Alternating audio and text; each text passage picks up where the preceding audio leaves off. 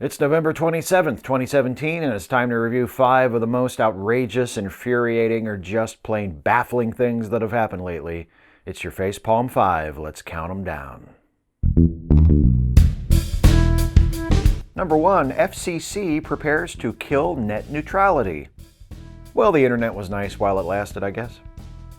The principle of net neutrality is a simple one. Internet service providers must treat all content accessed by customers using the services they provide equally. They can't deliver content from one source any differently than they deliver content from another source. 2 years ago, the Federal Communications Commission implemented new rules designed to preserve net neutrality in the United States. Last week, the FCC, now led by a Republican chairperson for the first time in 8 years, released its plan to end net neutrality.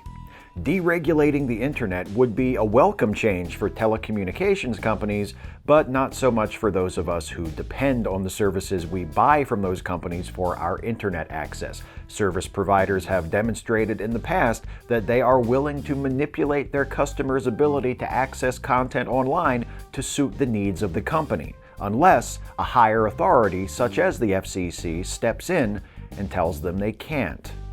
The end of net neutrality would mean the end of a free and open internet here in the United States. And none of this should come as a surprise to anyone, by the way. Republicans, including Donald Trump, have openly opposed net neutrality for years. And yet, many people who earn their livings through the internet, including some American content creators right here on YouTube, urged their audiences to vote for Trump last year, and some continue to support Trump to this very day. Sure, the internet as we have always known it may be about to dramatically change for the worse, but hey, at least getting Trump elected triggered some SJWs, right? Priorities. Number 2, U.S. votes against UN anti-Nazi resolution. Remember when pretty much everyone who wasn't a Nazi themselves agreed that Nazis were bad?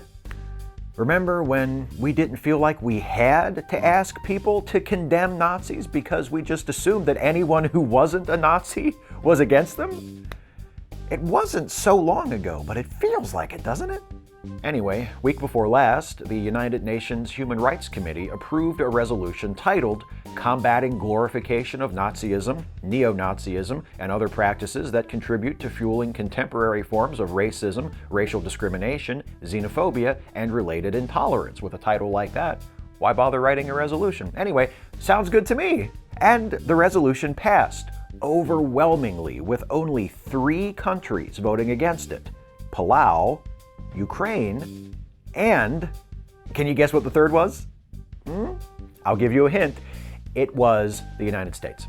A deputy U.S. representative to the UN explained that the U.S. voted against the anti-Nazi resolution because it was overly politicized and called for unacceptable limits on the fundamental freedom of expression. The first complaint is odd, since the Nazis, in their original incarnation, were a political party, so it's difficult to imagine how any statement condemning them could be apolitical, and a little disturbing to hear such a statement criticized as overly politicized. The second complaint, about calls for unacceptable limits to freedom of expression, doesn't make sense for 2 reasons. One, while the resolution does call for countries that haven't already done so to restrict hate speech, it does this by calling for wider implementation of the International Convention on the Elimination of All Forms of Racial Discrimination, which has been in force since 1969, and which the United States signed, albeit with an explanation that it had no intention of restricting hate speech. Thank you very much. And 2, this anti-Nazi resolution is non-binding. It's essentially an extremely verbose press release declaring that Nazis are bad, and we should be making it as difficult as possible for them to organize, raise money, recruit, commit hate crimes. And the United States, the country that even 70 years after the fact is still filled with people who will puff out our chests and crow about how if it wasn't for us, or our parents or our grandparents, all you people in England and France would be speaking German right now, voted against that resolution. Apparently, the statement Nazis are bad and should be stopped is just a little too extreme for the United States in 2017, even when all you have to do is say it, and you're not obligating yourself to take any action toward that goal in any way. It's unbelievable. There are times when I struggle to put words to how fucking ashamed I am of this country lately. And this next bit doesn't help either. Number 3, Roy Moore might still win a Senate seat. Yeah, not only have many of us apparently adopted a, well, maybe they're not so bad after all attitude toward Nazis, some of us have a similar level of regard for people who are accused of sexually assaulting children. Assuming that the accused is a member of our political party, that is. Republican candidate Roy Moore, running for the Alabama U.S. Senate seat formerly occupied by Jeff Sessions, has now been accused of various forms of sexual misconduct by at least 9 women, several of whom were teenagers, when Moore, who was then in his 30s, propositioned them, fondled them, and in some cases attempted to force himself on them. While the gap between Moore and his opponent, Democrat Doug Jones, quickly closed after the allegations were made public, polls show Jones with a lead of only a few percentage points, with the election taking place December 12. Not only did being outed as a creepy pervert who dated teenagers well into his 30s at best and a child sex offender at worst not completely destroy Roy Moore's political career, he still has a shot at winning. Yeah, so what if he is a kid toucher? At least he's not a Democrat, right?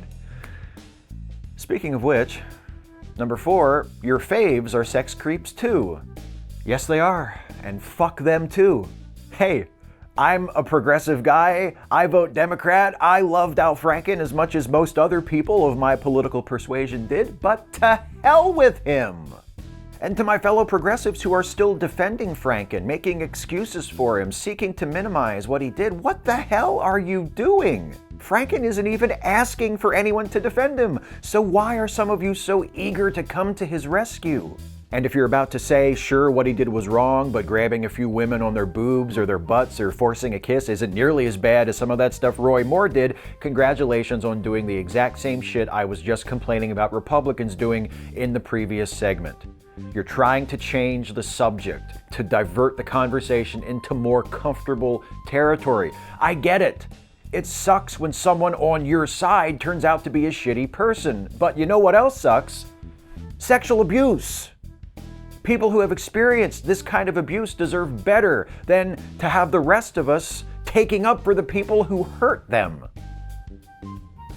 And now, it's time for the segment devoted to some of the things Donald Trump has done lately to disgrace the presidency and embarrass and or endanger the United States and the rest of the world lately. It's number 5, the further misadventures of Lord Dampnut. Please keep in mind, as always, the following is not a complete list.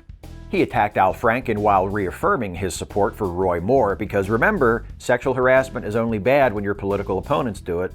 He continued to tweet complaints about NFL players refusing to stand for the national anthem. He fired off several angry tweets against LeVar Ball, the father of a basketball player who had been arrested along with 2 others for shoplifting in China, and for whose release Trump claimed sole credit. Apparently, Trump was upset that Ball was ungrateful, going so far as to say he should have left them in jail. The President of the United States, sorry he got Americans released from a foreign jail because one of their dads didn't say thank you. He tweeted that Time magazine had called him to say he would probably be named their Person of the Year, but he said no thanks because probably is no good. Within a few hours, Time magazine tweeted that that was in fact not true, go figure. And the Trump administration ended a ban on the importation of elephant trophies from Zimbabwe and Zambia. As the president of the Humane Society put it, elephants are on the list of threatened species, and now the U.S. government is giving American trophy hunters the green light to kill them. Once someone has made it abundantly clear that the lives of their fellow humans mean nothing to them, I guess it shouldn't come as a surprise when it turns out they don't care about elephants either. That's 5. Speak out, act out, resist, and look after each other. Hey folks, thanks as always for watching this video. I hope you got something out of it. If you did, please like, share, subscribe to this channel, and also please consider helping me to continue making videos like this by supporting this channel with a monthly donation through Patreon. You can go to patreon.com/SteveShives to become a patron for as little as $1 a month. But if you can afford to go above and beyond that level at, say, $5 a month or higher, you can take advantage of some special perks that I've built into the Patreon campaign, including, first and foremost, a shout-out at the end of the Facepalm 5, just like these folks who have become new $5 plus patrons since the last episode of the Facepalm 5. Nathania Steinmetz, thank you, Nathania. Ceres Drennan, thank you, Ceres. Mason Gibson, thank you, Mason, and Alon Lessel. Thank you, Alon. Thanks to all of my patrons at whatever level you are pledging your support. Thanks to all of you for watching, for all of your support in whatever form it takes, and I'll see you next time.